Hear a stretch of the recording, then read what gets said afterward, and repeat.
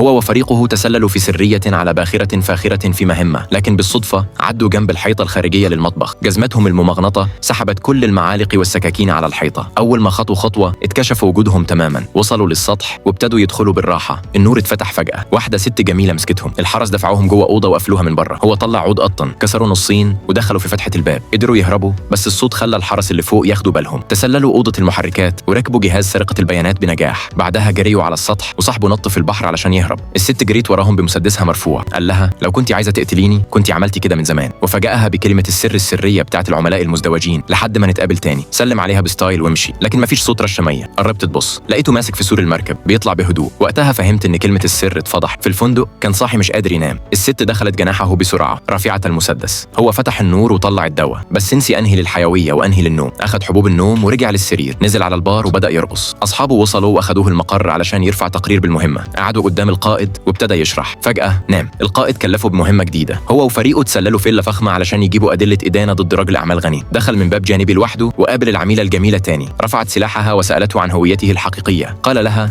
بسيطة زي اسمي الوسطي. المرة دي صدقته تماما واعتبرته زميل. قربوا من أوضة الهدف. رفع موبايله علشان يصور الأدلة. بالغلط داس زرار تشغيل المزيكا. هي رفعت سلاحها ودخلته جوه الأوضة. كعميلة مزدوجة يا ترى هيتصرف ازاي في الأزمة دي؟